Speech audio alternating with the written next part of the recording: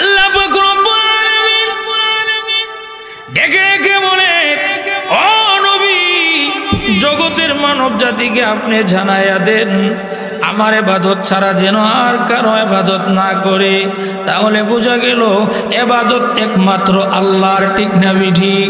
দুনিয়ার কোনো বাবার জন্য না, দুনিয়ার কোনো দরগার জন্য না, দুনিয়ার কোনো মাজারের জন্য না।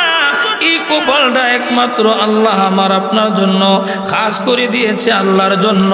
আল্লাহ বলে তোমরা মাতা পিতার সাথে ইহসানের ব্যবহার করো, ইহসানের আচরণ করো, দয়া করো, ইহসান করো।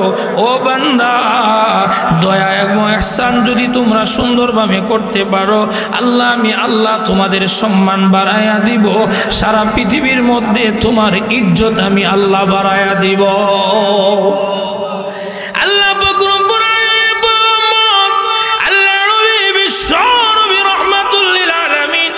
ডেকে ডেকে বলে, ও আমার সাহাবারা, তোমরা জানো নি কোন দেশে আমার একজন আশেক আছে যার নাম হলো ওয়াইসুল কারনি। সে আমার জন্য পাগল দেওয়ানা।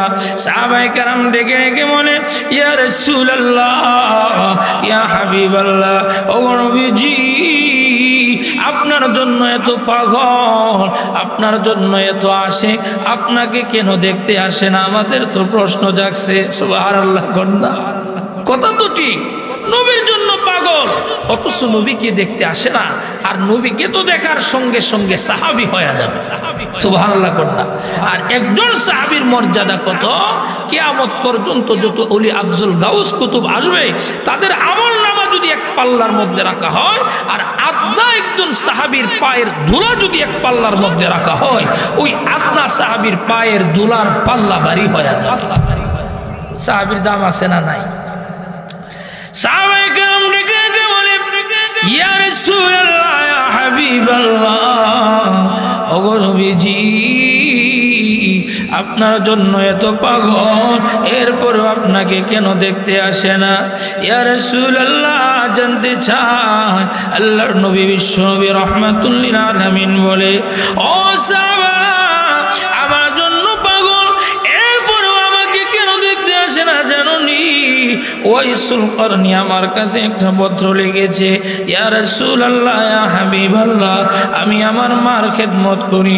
ওগো নবীজি, আমি যদি মার খেদমত থেকে চলে আসি, আমার মা মনে কষ্ট পাবে, আমার মা খেদমত করবে এমন কেহ না।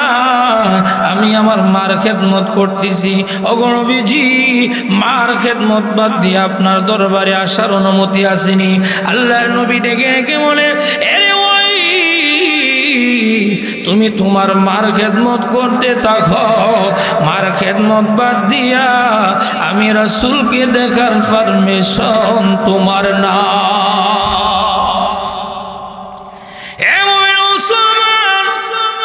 মার খেদমত করতে গিয়া আল্লাহর নবীর সাহাবী হইতে পারে নাই ওয়াইসুল কারনি। একজন সাহাবীর এত মর্যাদা, এত দাম। সাহাবীদের ব্যাপারে আল্লাহ তাআলা বলছেন, রাদিয়াল্লাহু আনহুম ওয়া রাদু আন। আল্লাহ তাআলার প্রতি তারা রাজি, তারাও আল্লাহ তাআলার প্রতি রাজি। সুবহানাল্লাহ। একমাত্র ওয়াকাযা রাব্বুকা আল্লা তা'বুদু ইল্লা ইয়াহু বিল ওয়ালিদাইনি ইহসানা।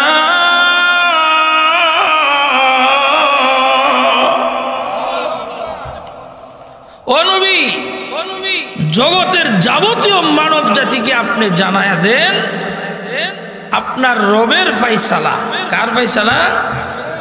আল্লাহর ফায়সালা। আল্লাহ নবীর কইতেছে, আমার ফায়সালাটা আপনি জানাই দেন। কি জানাই তো?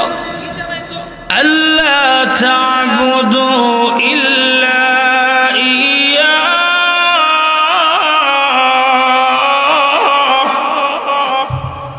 এই জগতের মানুষ যেন আমি আল্লাহ ছাড়া আর কারো ইবাদত না করে। সুবহানাল্লাহ, কন্যা। ইবাদত কার জন্য? আরো যেরকম কার জন্য? আল্লাহর জন্য। এই কপালটা কোনো দরগা বাবার জন্য খাস না, ঠিক না? ঠিক। এই কপালটা কোনো মাজারের জন্য খাস না। কোনো ল্যাংটা বাবার জন্য খাস না, লালহা বাবার লেগা খাস না, উজুরিসার লেগা খাস না। কার জন্য খাস? আরো জোরে কার জন্য খাস? আল্লাহর জন্য খাস। এই কপাল আল্লাহর ঘরে গিয়ে আল্লাহর কুদরতি পায়ে সেজদা দেওয়ার জন্য এটা খাস। সুবহানাল্লাহ। কোন এখানে আল্লাহ পাক রব্বুল আলামিন ওনার হকের কথা আলোচনা করছেন সর্বপ্রথম। দ্বিতীয় যে আলোচনা করছেন আল্লাহ বলেন ওয়াবিল ওয়ালিদাইনি ইহসানা,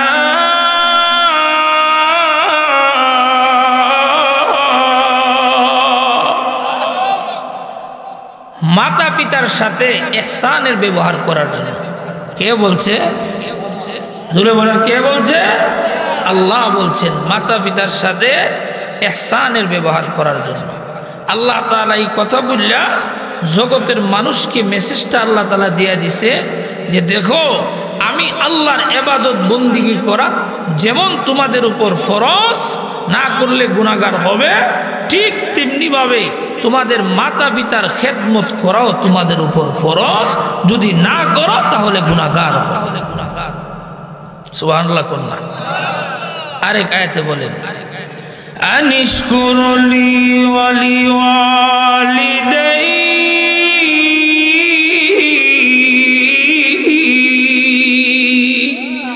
আল্লাহ বলে আমারও শুকরিয়া আদায় করো, পাশাপাশি মাতা পিতারও শুকরিয়া আদায় করো। সুবহানাল্লাহ। কোন মাতা পিতার শুকরিয়া আদায় করার দরকার আসেনি না? আল্লাহ বলে আমি তোরে বানাইছি, তোরে বানাইতে গিয়া তোর মা বাপের সহযোগিতা লাগছে, ঠিক না বেঠিক?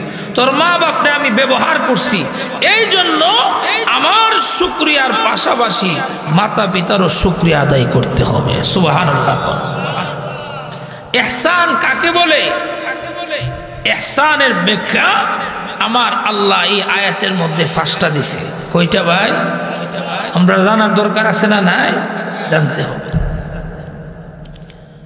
1 নম্বর ইহসান আল্লাহ বলেন ইম্মা ইয়াবলুগান্না ইয়াদাকাল কিবারা আহাদুহুমা আও কিলাহুমা ফালা তাকুল লাহুমা উফ।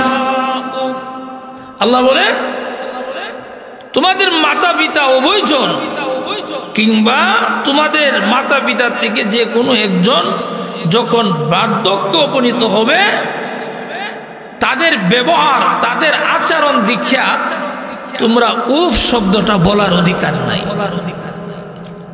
মানুষের যখন বয়স বেশি হয়ে যায়, 80 পার হয়ে যায়, চুলগুলি সাদা হয়ে যায়, দাড়িগুলি সাদা হয়ে যায়, ব্রেনটাও আস্তে আস্তে দুর্বল হইতে থাকে, ঠিক না বেটি? আব্বা ভাত খাইছেন নি? একটু আগে খাইছি। না রে ভূত খাইছি না। আর এমন এমন না, ভালো ভালো ব্রেন দুর্বল হয়ে যা, মজবুত ব্রেন দুর্বল হয়ে যা, কারণ বয়স বেশি হওয়ার কারণে। আল্লাহ বলে তাদেরই আচরণগুলি দেখে, তাদেরই ব্যবহারগুলি দেখে উফ শব্দটা বলার অধিকার তোমার নাই। মনে করেন আপনি একটা রুম বানাইলেন, জাজিম এটার মধ্যে ঢুকাইলেন, এসি ফিট করলেন, ভাবলেন যে আমি তো সব সময় এটার মধ্যে থাকবো, কিন্তু থাকার আগে একটা রাত আমি আমার মারে রাখি। আর এমন আছে না, মা এই দামি বিছনার মধ্যে ঘুমাইছে, ঘুমাইতে গিয়া রাত্রের সময় দুর্বল মহিলা প্রস্রাব করে দিছে।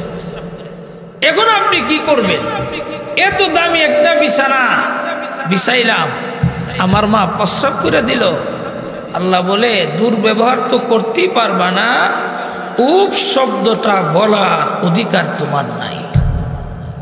সুবহানাল্লাহ কইতেন না? কারণ এমন দামি দামি বিছানার মধ্যে একদিন না 2 দিন না, 2 বছর 2.5 বছর তুমি প্রস্রাব করছো, পায়খানা করছো, তোমার মা কোনোদিন তোমার প্রতি বিরক্ত হয় নাই। সুতরাং তুমি বিরক্ত হইবে দূরের কথা, উফ শব্দটা বলার অধিকার তোমার নাই। সুবহানাল্লাহ। সাহাবী আয়া বলতেছি, ইয়া রাসূলুল্লাহ কার সাথে ভালো ব্যবহার করতাম? নবী বলে তোমার মার সাথে করো। দ্বিতীয়বার মার সাথে, তৃতীয়বার বলছে মার সাথে, চতুর্থবার বাবার কথা বলছে। সুবহানাল্লাহ কন্যা। এই হাদিস থেকে বোঝা গেল বাপের হকের তুলনায় মার হকটা একটু বেশি। ঠিক না ঠিক? এর কারণ কি? মুহাদ্দিসে কেরাম হাদিসের ব্যাখ্যার মধ্যে লেখে আল্লাহর নবী মার কথা কেন 3 বার বললেন, বাবার কথা কেন 1 বার বললেন? কারণ তিনটা এমন কষ্ট রয়েছে, যেই 3টা কষ্ট পৃথিবীর কোনো বাবা সহ্য করতে পারবে না। 3টি কষ্ট এমন রয়েছে, যে 3টি কষ্ট পৃথিবীর কোনো বাবা করার ক্ষমতা না, একমাত্র মা জননী এই 3টা কষ্ট করতে পারে। এই জন্য আল্লাহর নবী বিশ্ব নবী রাহমাতুল লিল আলামিন সাহাবীকে বলছে যে 3 বার মার কথা উল্লেখ করেছে, আর মাত্র 1 বার বাবার কথা উল্লেখ করেছে। 3টি কষ্ট কি? 1 নম্বর হলো সন্তান যখন মার রেহেমের ভিতরে যায়, 5 মাস কিংবা 6 মাস 7 মাস হয়ে যায়, বাচ্চা যখন আকৃতি ধারণ করে সম্পূর্ণ বড় হয়ে যায়, তখন মা জননীর শান্তি নাই, আর তার শান্তি লাগে না। সারা রাত বাবা নাক দেখে ঘুমা, কিন্তু মা জননীর ঘুম আসে না। ঠিক না? এত অস্থির, মার চোখে ঘুম আসে না। সারা রাত বারান্দার মধ্যে হাঁটাহাঁটি করে কাটায়, উঠানের মধ্যে হাঁটাহাঁটি করে, অস্থির অস্থির লাগে, কিন্তু বাবার কোনো খবর নাই। সারা রাত্র বাবা নাক দেখে ঘুমায়। এমন মুসলমান, শুধু তাই নয়, মা যখন খাবারের জন্য বসে, সন্তান দেখা যায় মার কলিজার মধ্যে লাথি মারি। ঠিক কিনা?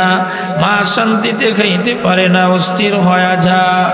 আল্লাহর নবী বিশ্ব নবী রাহমাতুল লিল আলামিন এই জন্য হাদিসের মধ্যে মার কথা 3 বার উল্লেখ করেছে, আর বাবার কথা 1 বার উল্লেখ করেছে। কারণ এই কষ্ট পৃথিবীর কোনো বাবা সহ্য করার ক্ষমতা নাই।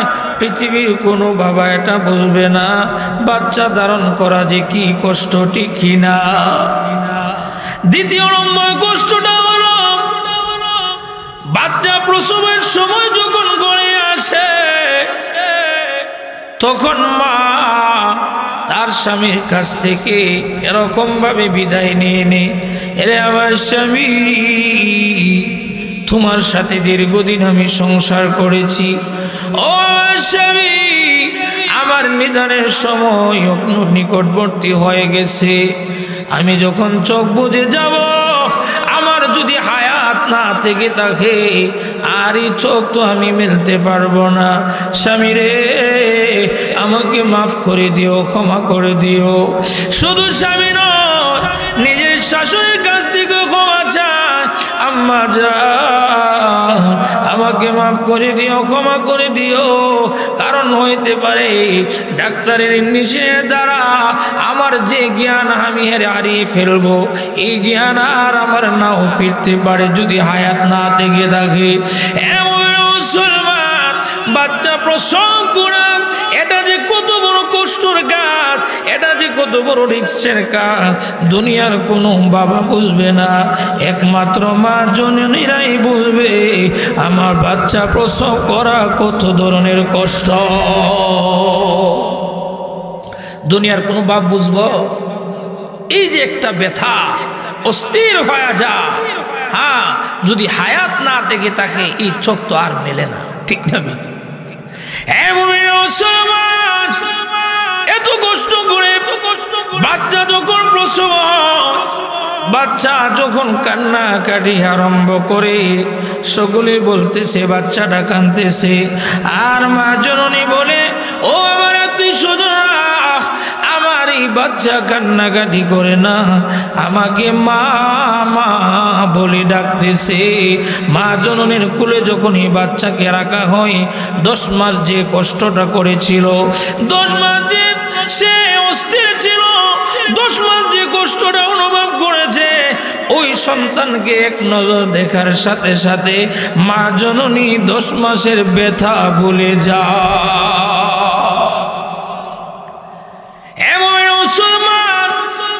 এই কষ্ট পৃথিবীর কোনো বাবা সহ্য করার ক্ষমতা নাই, পৃথিবীর কোনো বাবাই কষ্ট করতে পারবে না। এই জন্য আল্লাহর নবী মার কথা 3 বার উল্লেখ করেছে। তৃতীয় নম্বর কষ্টটা হলো সন্তান যখন দুনিয়াতে আসে তখন মার স্তনের দুধ 1 দিন না 2 দিন না, একাধারে 2 বছর মার স্তনের দুধ পান করে। সুবহানাল্লাহ কোন এই দুধটা আমার আল্লাহ কত বড় নিয়ামত করে বাচ্চার জন্য, কত বড় নিয়ামত করে আমার আল্লাহ এই দুধটা তৈরি করেছেন। কিতাবের মধ্যে লেখে এই দুধটা এমন ঠান্ডাও না যে দুধটা খাইলে বাচ্চার কাশি লাগবে, বাচ্চার অসুখ হবে। আমার আল্লাহ দুধটাকে এত বড় গরমও করে নাই যে গরমটা খাইলে তার টুট পড়ে যাবে। তাফসীরে কিতাবের মধ্যে লেখে প্রত্যেকটা মা জননীর স্তনের বুটার মধ্যে আমার আল্লাহ একটা রাস্তা না 2টা রাস্তা না, আমার আল্লাহ 32টা নালীর ব্যবস্থা করে দিয়েছে। জোরে সুরে বলেন সুবহানাল্লাহ। যদি একটা রাস্তা থাকতো, বাচ্চা দুধ পান করার সাথে সাথে তার মুখের মধ্যে অনেক দুধ জমে যেত, বাচ্চা ভান লেগে দুনিয়ার থেকে বিদায় হতে পারত, ঠিক কিনা? কিন্তু আমার আল্লাহ এমন সুন্দর ব্যবস্থা করেছে, দুধটা আস্তে আস্তে বাচ্চার মুখে যায়, ওই বাচ্চা নিরাপদে মার দুধ পান করে। এই দুধ 1 দিন নয় 2 দিন নয়, একাধারে মা জননীর দুধ 2 বছর বাচ্চা পান করে। এই কষ্টটা দুনিয়ার কোনো বাবা করার ক্ষমতা নাই, এই কষ্টটা দুনিয়ার কোনো বাবা করার শক্তি নাই। এই জন্য আমার নবী বিশ্ব নবী রহমাতুল লিল আলামিন মার কথা 3 বার বলেছে, আর বাবার কথা 1 বার উল্লেখ করেছে। তবে একটা দুঃখের বিষয় হলো আমাদের সমাজে কিছু বিদেশি মহিলা আছে, ঠিক না বেটি, নিজের শরীরের স্কিনকে ঠিক রাখতে গিয়া এই সন্তানকে স্তনের দুধ খাওয়ানো। নাউজুবিল্লাহ, জোরে কর। আচ্ছা আপনারা বলেন, ডিব্বার দুধ ভালো না স্তনের দুধ ভালো? বুকের দুধের কোনো বিকল্প আছে? যারা আমাদের কাছে এই বয়মগুলি বেছে, ডিব্বাগুলি বেছে, তারাই কথা বলতে বাধ্য, আরে বুকের দুধের মতন দুধ আর পৃথিবীতে নাই, ঠিক না বেঠি? এরপরও কিছু মা জননীরা আছে, বিদেশিরা আছে, ফোন লাগাইয়া দেয়া যা মাসে 20-30 হাজার টাকা দুধের খরচ হয়ে যায়। আর এমন আছে না নাই? আরে কমবক্ত মহিলা, তুমি যে কাজটা করলা, তোমার সন্তানের এই হকটা নষ্ট করলা, হাসরের মাঠে আল্লাহর কাছে তোমার জবাব দিতে হবে, ঠিক না বেটি? তোমার শরীরের স্কিন ঠিক রাখতে গিয়া, শরীরের সামটা ঠিক রাখতে গিয়া এই সন্তানকে দুধ খাওয়ার থেকে তুমি মাহরুম করলা, তুমি তোমার বাচ্চার হকটা নষ্ট করলা, ঠিক না বেটি? সন্তান যখন দেখবেন মার যখন দুধ পান না করে তখন ব্রেন এলোমেলো থাকে, ঠিক না বেটি? অনেকে কই বাচ্চারা ব্রেনওয়ালা হবে না, সন্তান যখন মার সংস্রবে থাকে, মার স্তনের দুধ পান করে, এই দুধের বরকতে আল্লাহ তাআলা সন্তানটাকে ব্রেনওয়ালা বানাই দেয়। সুবহানাল্লাহ, জোরে কোন। এই জন্য যে সমস্ত মা বোনেরা এই কাজগুলি করতেছেন, আপনাদের প্রতি উদাত্ত আহ্বান, আপনারা আল্লাহর রাস্তায় কাজটা ছাড়িয়ে দেন, ঠিক না বেটি? বাচ্চার হক নষ্ট করবেন, তাহলে বোঝা গেল বাবার তুলনায় মার হকটা একটু বেশি, ঠিক না বেটি? কারণ মা পৃথিবীর মধ্যে এই 3টা কষ্ট এমন ভাবে বরদাস্ত করে, পৃথিবীর কোনো বাবা এই 3টা কষ্ট বরদাস্ত করার ক্ষমতা নাই। সুবহানাল্লাহ, জোরে কোন। আজকে মাতা পিতার খেদমত করার দরকার আছে না নাই? আমাদের করতে হবে। তুমি যদি ইখলাসের সহিত মাতা পিতার খেদমত করো, আল্লাহ তোমার হায়াতের মধ্যে বরকত দান করব, রুজি কামাইয়ের মধ্যে বরকত দান করব। সুবহানাল্লাহ।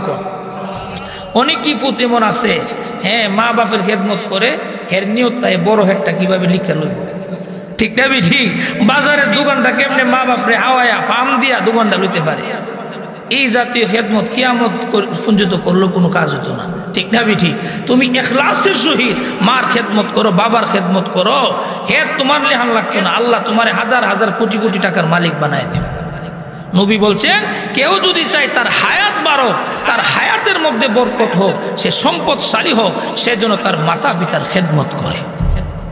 সুবহানাল্লাহ। কোন আল্লাহ পাক রব্বুল আলামিন হযরত সুলাইমান পয়গম্বরে বলতে, সুলাইমান অমুক সমুদ্রের পারে যাও, আমি তোমাকে একটা আশ্চর্য জিনিস দেখাবো। সুলাইমান আলাইহিস সালাম দেও দানব লইয়া ওই সমুদ্রের পারের মধ্যে গেছে, গিয়া দেখে কই আশ্চর্য জিনিস, আল্লাহ যে দাওয়াত জানলো কুস্তা নাই। তখন উনি ভাবলেন, আমার আল্লাহ যখন দাওয়াতটা দিছে অবশ্যই এটার মধ্যে কোনো আশ্চর্য জিনিস আছে, ঠিক না? ঠিক তখন একটা দেওরে বললেন, জিনরে বললেন, তুমি এই সমুদ্রের মধ্যে ডুব দাও। ডুব দিতে দিতে যাইতে যাইতে যাইতে যাইতে সমুদ্র এত গভীর, 3 ভাগের 1 ভাগ আর যাইতে না। কথাটা বুঝতেছেন না আপনারা? দ্বিতীয় জিনরে পাঠাইছে, তুমি ডুব দাও।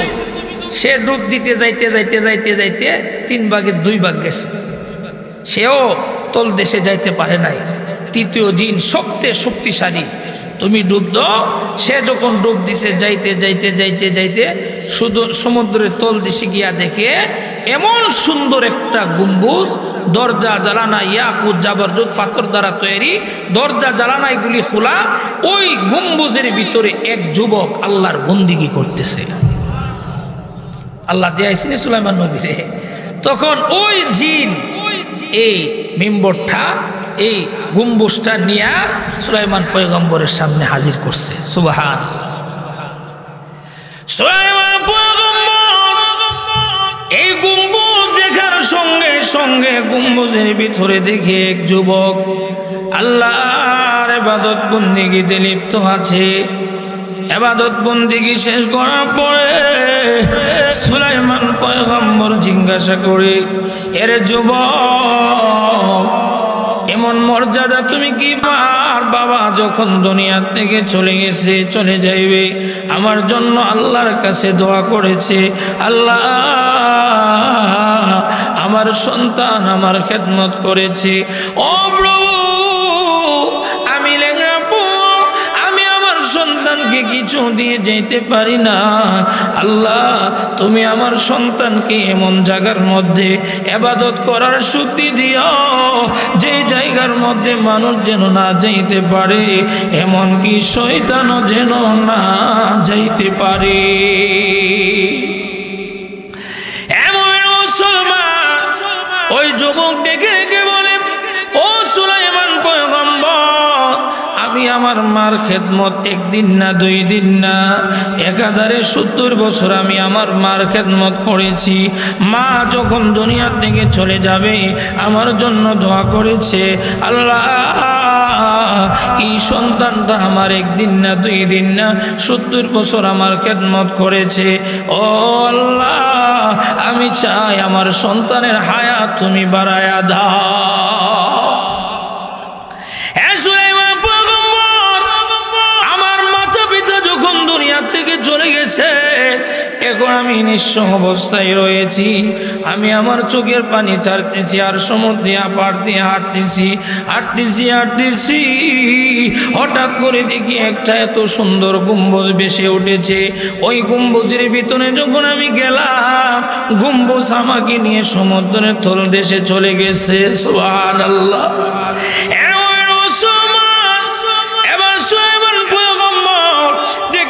জিজ্ঞাসা করে, আল্লাহর বান্দারে, এই গম্বুজের ভিতরে তুমি তোমার খিদা কিভাবে নিবারণ করো জানতে চাই।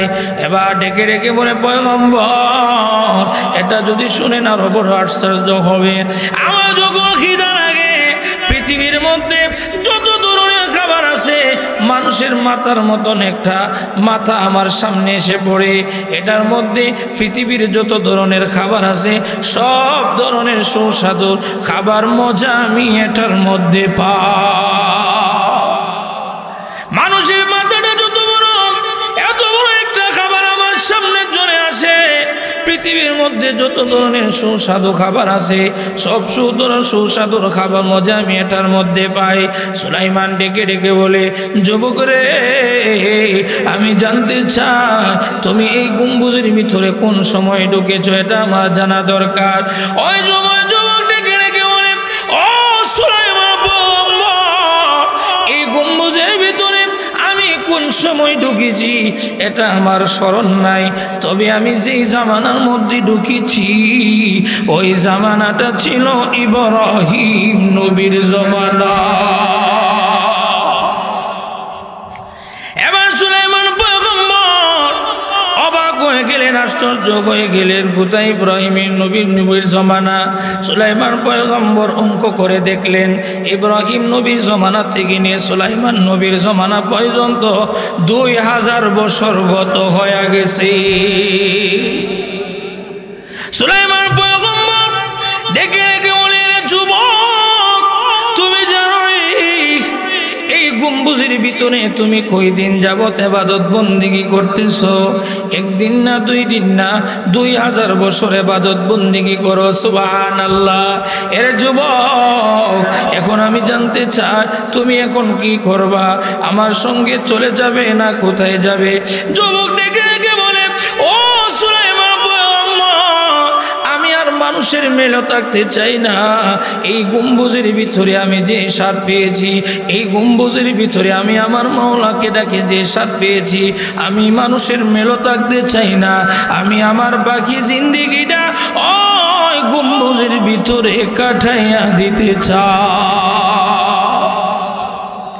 এবার সুলাইমান পয়গম্বর যে দেও এই গম্বুজটা এনেছিল, বলল, এর জি, যে জায়গা থেকে তুমি গম্বুজটা এনেছো ওই জায়গার মধ্যে রেখে আসো।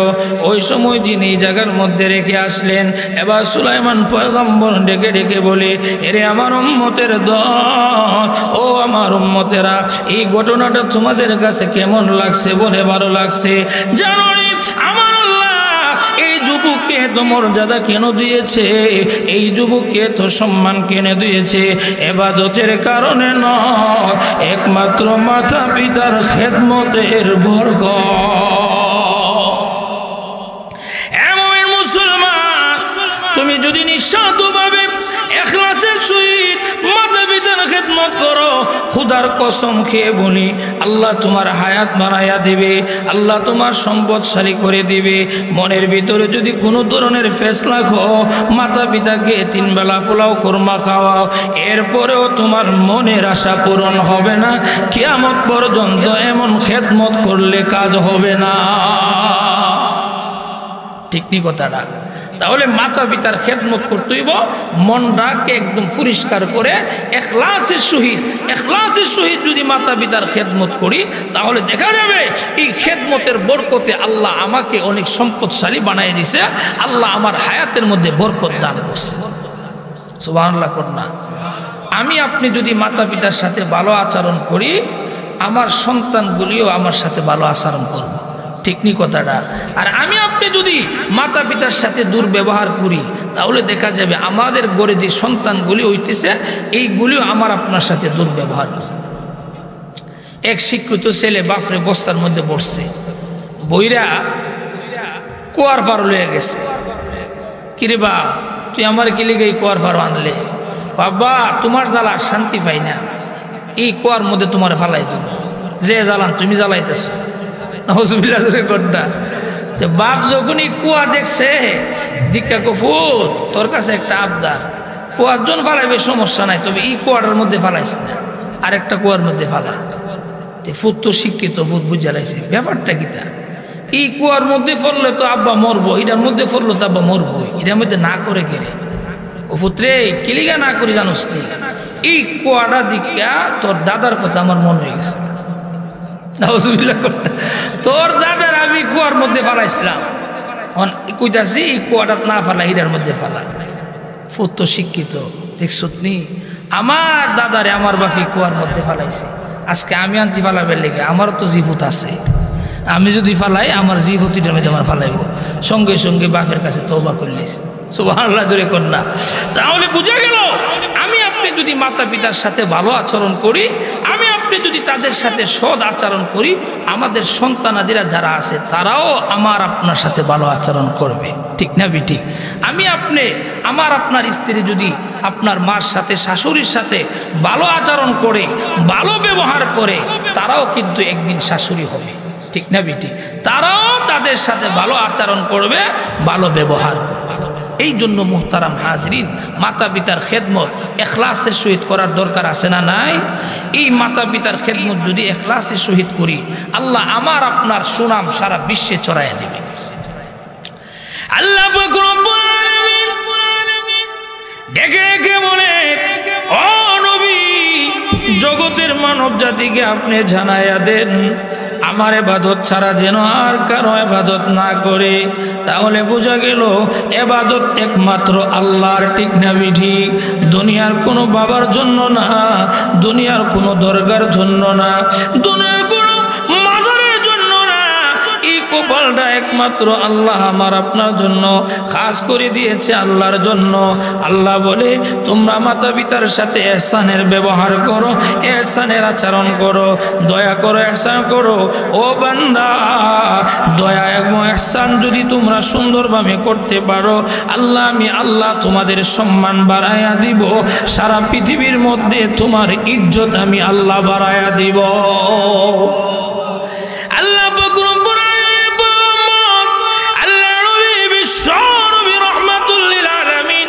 ডেকে ডেকে বলে, ও আমার সাহাবারা, তোমরা জানো নি কোরআন দেশে আমার একজন আশেক আছে, যার নাম হলো ওয়াইসুল কারনি, সে আমার জন্য পাগল দেওয়ানা।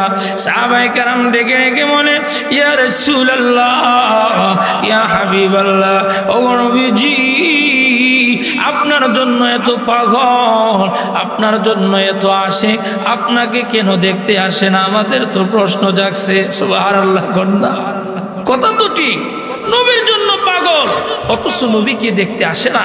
আর নবীকে তো দেখার সঙ্গে সঙ্গে সাহাবী হয়ে যাবে। সুবহানাল্লাহ কন্যা। আর একজন সাহাবীর মর্যাদা কত! কিয়ামত পর্যন্ত যত ওলি আফজল গাউস কুতুব আসবে, তাদের আমল নামা যদি এক পাল্লার মধ্যে রাখা হয়, আর আদনা একজন সাহাবীর পায়ের ধুলা যদি এক পাল্লার মধ্যে রাখা হয়, ওই আদনা সাহাবীর পায়ের ধুলার পাল্লা ভারী হয়ে যাবে। সাহাবীর দাম আছে না নাই? সাহাবায়ে কেরাম ডেকে ডেকে বলে, ইয়া রাসূলুল্লাহ, ইয়া হাবিবাল্লাহ, ওগো নবীজি, আপনার জন্য এত পাগল, এরপরও আপনাকে কেন দেখতে আসে না? ইয়া রাসূলুল্লাহ, জানতে চায়। আল্লাহর নবী বিশ্ব নবী রাহমাতুল লিল আলামিন বলে, ও সাহাবা, আমার জন্য পাগল, এরপরও আমাকে কেন দেখতে আসে না জানো নি? ওয়াইসুল কারনি আমার কাছে একটা পত্র লিখেছে, ইয়া রাসূলুল্লাহ, ইয়া হাবিবাল্লাহ, আমি আমার মার খেদমত করি, ওগো নবীজি, আমি যদি মার খেদমত থেকে চলে আসি, আমার মা মনে কষ্ট পাবে, আমার মা খেদমত করবে এমন কেহ না। আমি আমার মার খেদমত করতেছি, ওগো নবীজি, মার খেদমত বাদ দিয়ে আপনার দরবারে আসার অনুমতি আসেনি। আল্লাহর নবী ডেকে ডেকে বলে, এরে ওই, তুমি তোমার মার খেদমত করতে থাকো, মার খেদমত বাদ দিয়া আমি রাসূলকে দেখার পারমিশন তোমার না।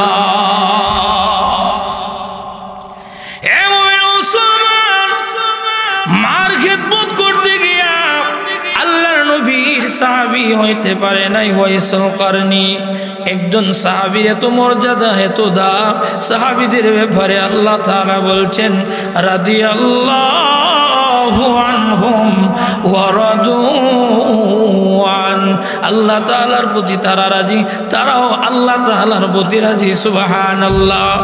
একমাত্র মার খেদমত করতে গিয়া আল্লাহর নবীর সাক্ষাৎ সে পাই নাই, এটার উপরে আমার আল্লাহ খুশি, আমার রাসূলও খুশি। সুবহানাল্লাহ।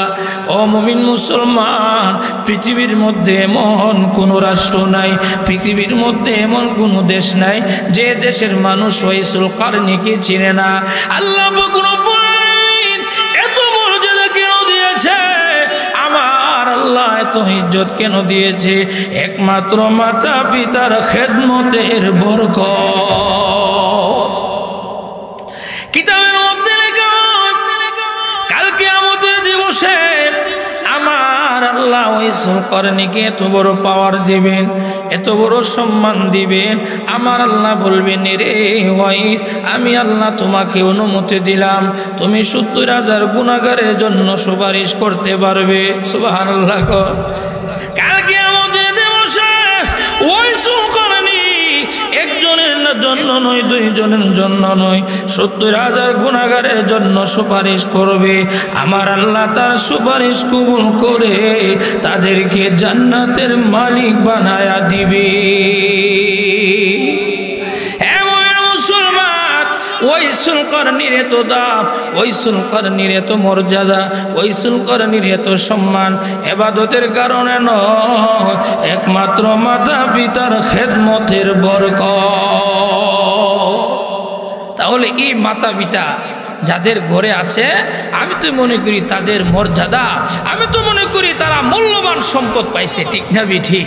আমরা তাদের খেদমত করব নিঃস্বার্থভাবে, আমরা তাদের খেদমত করব নিঃস্বার্থভাবে। যদি তাদের খেদমত করে যায় তাহলে দেখা যাবে আল্লাহ পাক রব্বুল আলামিন আমার হায়াতে বরকত দান করবে, আমার ইজ্জত সম্মান আল্লাহ বাড়ায়া দিবেন। সুবহানাল্লাহ। জোরে আল্লাহ নবী, আল্লাহ বিশ্ব নবী রাহমাতুল লিল আলামিন এক জিহাদ থেকে মদিনার পথে রওনা দিয়েছে। সামনে পড়েছে তায়েফ শহর। তায়েফ শহর যখন পড়েছে, আল্লাহর নবী বিশ্ব নবী রাহমাতুল লিল আলামিন মসজিদের মধ্যে একটু আরামের ইচ্ছা করলেন। তায়েফবাসীরা শুনতে পারল দিনের নবী মসজিদের মধ্যে বসে বসে আরাম করতেছে, হাজার হাজার মানুষ আল্লাহর নবীর সঙ্গে সাক্ষাৎ করতেছে। সুবহানাল্লাহ।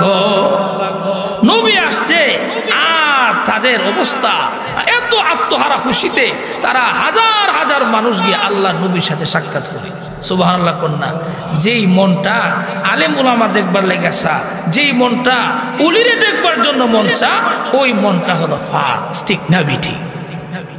হ্যাঁ মুমিন মুসলমান, হাজার হাজার তায়েফবাসীরা আল্লাহর নবীর সাথে সাক্ষাৎ করতেছে, মুসাফা করে দোয়া নিতেছে। হঠাৎ করে দেখা যায় একজন বৃদ্ধা মহিলা আল্লাহর নবীর দরবারে এসে হাজির হয়েছে। আল্লাহর নবী বিশ্ব নবী রাহমাতুল লিল আলামিন ওই বৃদ্ধা মহিলাকে দেখে উনি ওনার শরীরের রুমালটা খুলে দিয়েছে, বিছানা বিছাইয়া দিয়েছে বৃদ্ধা মহিলা বসার জন্য। মুমিন মুসলমান, আমার আপনার নবী বিশ্ব নবী রাহমাতুল লিল আলামিনের এই রুমালের দাম আছে না নাই? এত বড় মূল্যবান রুমাল, এত বড় দামি রুমাল, সম্মানিত রুমালের মধ্যে বৃদ্ধা মহিলা বসে গেছে, আল্লাহর নবীর সাথে কথা বলে চলে গেছে। সাহাবায়ে কেরাম তো অবাক হয়ে গেলেন, এই বৃদ্ধা মহিলার এত বড় সাহস, আল্লাহর নবীর চাদর মোবারকের মধ্যে কেন সে বসলো? আল্লাহর নবী বিশ্ব নবী রাহমাতুল লিল আলামিন বোঝা সত্ত্বেও সাহাবায়ে কেরাম যে এই জিনিসটা তাদের মনের মধ্যে প্রশ্ন জেগেছে, আল্লাহর নবী বুঝে ফেলেছে। আল্লাহর নবী ডেকে বলে, ও সাহাবারা, তোমরা জানোই এই বৃদ্ধা মহিলাকে? তখন তারা বলে, ইয়া রাসূলুল্লাহ, ইয়া হাবিবাল্লাহ, ও নবীজি, এত বড় সাহস এই বৃদ্ধা মহিলার, আপনার রুমালের মধ্যে বসে গেছে কে এই বৃদ্ধা মহিলা? আল্লাহর নবী বিশ্ব নবী রাহমাতুল লিল আলামিন ডেকে ডেকে বলে, সাহাবারা রে, এই বৃদ্ধা মহিলা হলো আমার দুধ মা হালেমা। আমরা যেমন আমার মা হালেমাও আমার মা। আমি যখন দুধের বাচ্চা ছিলাম, আমার মা আমেনা হালিমার কুলের মধ্যে তুলে দিয়েছে। আমি আমার মা হালিমার দুধ পান করেছি।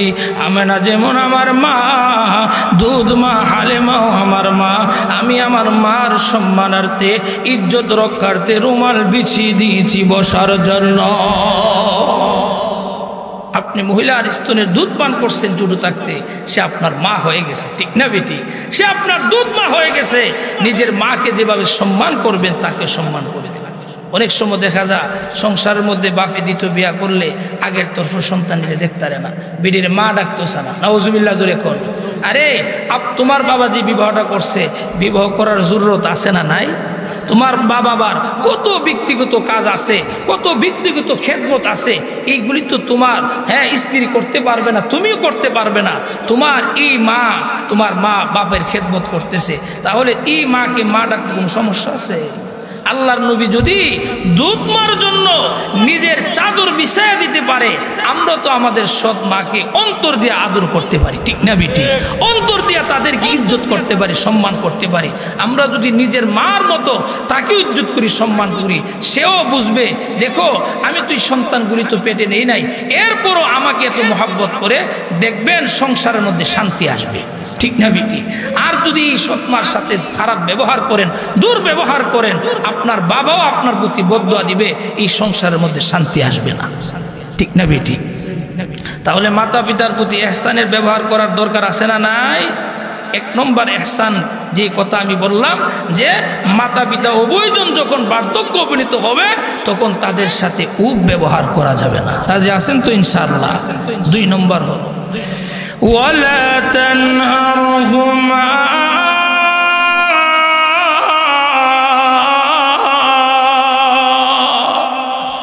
2 নম্বর ইহসান হলো তাদের সাথে দমক দিয়ে কথা বলা যাবে না। এমন ফুলাবান আসিনি আমরা সংসারও, দমক ইচ্ছা করলে মারে, ঠিক না বেটি? বাপেরও এরকম ভাবে বাপের উপর আক্রমণও করে, এমনও আমি পাইছি। ফেব্রুয়ারির মধ্যে এর মোটর সাইকেল কিলিগা কিনা দিছে না, একটা গায়ে দিয়ে দুনিয়াতে বিদায় করে দিছে। নাউজুবিল্লাহ জোরে এখন। 3 নম্বর ইহসান হলো ওয়াকুল লাহুমা কওলা কারীমা,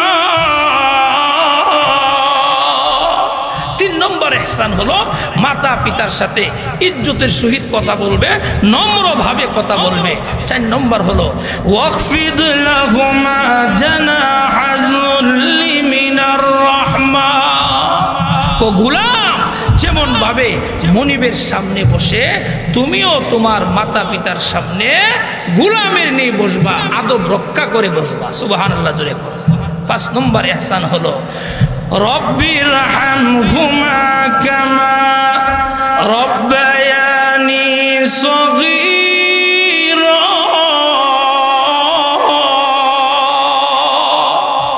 5 নম্বর ইহসান, মাতা পিতার জন্য 5 ওয়াক্ত ফরজ নামাজের পরে দোয়া করবেন, আল্লাহ তুমি আমার মাতা পিতার প্রতি ইহসান করো, দয়া করো। যেমন ভাবে আমি দুধের বাচ্চা অবস্থায় আমি আমার মার কুলের মধ্যে প্রস্রাব করে দিয়েছি, মার কুলের মধ্যে আমি এরকম ভাবে মাকে কত কষ্ট দিয়েছি, মা আমার প্রতি ইহসান করছে, দয়া করছে। আল্লাহ আজকে তারা অন্ধকার কবরে, আল্লাহ তুমি আমার মাতা পিতার প্রতি দয়া করো, ইহসান করো। সন্তান যখন মাতা পিতার প্রতি এরকম ভাবে চোখের পানি ছেড়ে ছেড়ে মা বাবার জন্য দোয়া করবে, আল্লাহ ওই সন্তানের দোয়ার বরকতে মাতা পিতাকে মাফ করে দিবেন। সুবহানাল্লাহ। আসুন আল্লাহ পাক রব্বুল আলামিন যেন যে 5টি ইহসানের কথা আমি বর্ণনা করেছি, আলোচনা করেছি, আল্লাহ তাআলা আমাদেরকে এইগুলির উপর আমল করার তৌফিক দান করুক। সকলে বলেন আমিন। ওয়া আখিরু দাওয়ানা আনিল হামদুলিল্লাহি রাব্বিল আলামিন।